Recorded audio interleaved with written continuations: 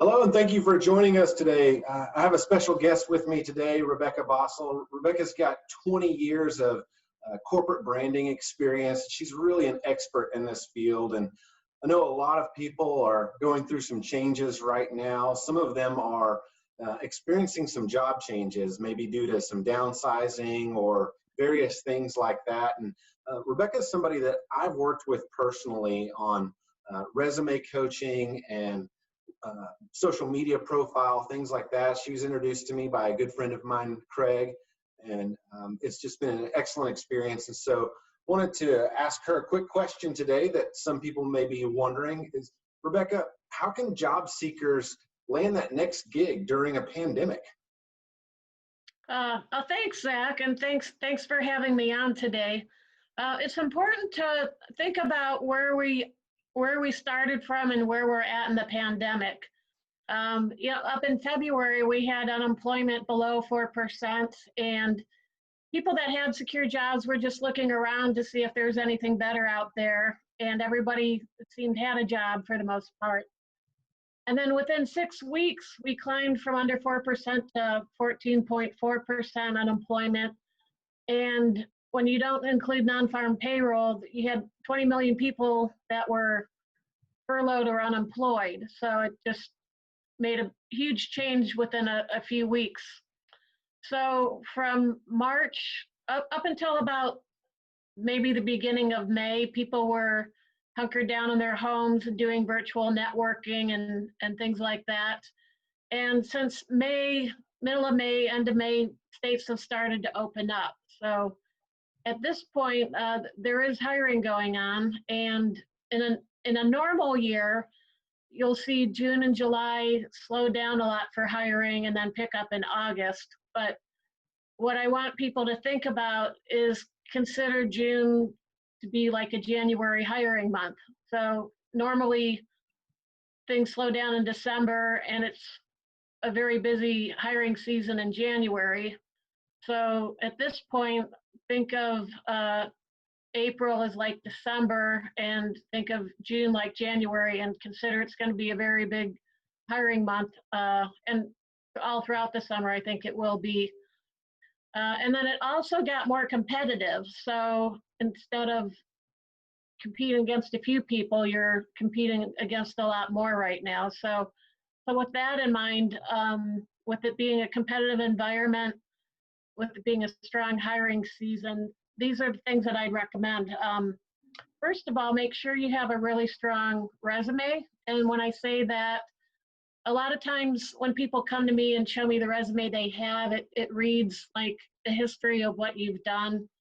And it needs to be completely transformed to become a marketing document and sell you for the job that you want. It needs to convey your brand. It needs to pop visually. So having a strong resume will help you in this environment. Likewise, 95% of the people I work with also want to work on a LinkedIn profile. LinkedIn really matters if you're looking for a job outside your company because recruiters will come and check you out to decide if they want to call you up first. Like 85% of recruiters will check you out on social media before calling you. And recruiters also use LinkedIn as a big database. They put in the keywords of the person that they're looking for. So we want to make sure you get found for your targeted jobs. And then once you get found and once they're there, we want the content to be compelling so that they want to pick up the phone and call you. So first of all, have your career marketing documents in top shape in a competitive environment. And then you want to do a lot more than just apply online for a job. If you just apply for a job, even with a great resume, there's a very low chance you'll get a call back. So when you apply for a job, you also want to track down the hiring manager on LinkedIn, but you're not going to connect with him on LinkedIn. You're going to find his email and send him your resume and your cover letter, and you're just going to let him know that you applied, and you're not going to follow up with him. If you do follow up, you want to do that with the HR person. Secondly, you also want to do a targeted job search, and this means you'll identify maybe 25 companies that are places where you'd like to work or would be a good fit for you. And you're going to reach out to the hiring manager directly and see if they're hiring and present your value to them. You also want to engage your network. Could be, it could be your dog walker, could be people you know on LinkedIn, people you know at church, anyone that you know is in your network. So you want to let pretty much everyone you know that you're looking for a job. And then you want to take the targeted people in your network, like someone who works at a company where you'd like to work or something like that, and perhaps call them on the phone, email them, have a conversation, see if they're hiring, see if they know people that might be able to employ you. And then you want to reach out to recruiters in your industry. So you want to have a multifaceted job search, be working every different angle that you can, not just simply applying to jobs. A case study, just to let you know, there's hiring going on out there. A CFO I know in Cleveland, his job came to an end, and he let his whole network on LinkedIn know that he was looking, asked them to keep him in mind for jobs. And then one day he noticed on his LinkedIn profile that a CEO was looking at his profile. And not one to be bashful, he reached out to the CEO and said, "Hey, I know that I saw that you're looking at my profile. Is there anything I can do to help you?" And the CEO said, "Well, I've been looking for a CFO."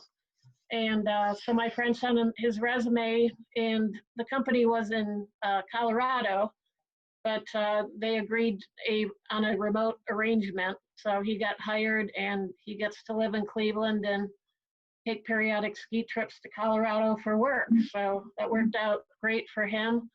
And I think that case study lets you know that there is hiring going on. And then one other thing I'd mention too is that even if you just want to continue to live where you're at right now, be open to apply for good jobs in other cities.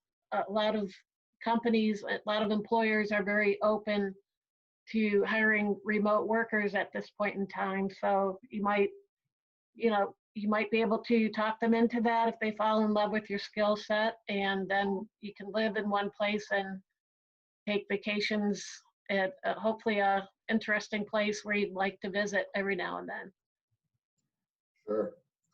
Wow, man, I think that is really great. I had never really considered that before, that in this current environment, we're all getting comfortable with working remotely, and employers and employees alike. And so I think that you're right. People that are in the job search mode right now really shouldn't limit it to just the city where they want to live. I think that, it's changing. So that's a great piece of advice that I hadn't considered before. And I hope that maybe it sheds some light on some opportunities for other people. For anybody out there that is thinking, man, I'd really like to contact Rebecca one-on-one and get some coaching, and what's the best way for people to contact you? Sure.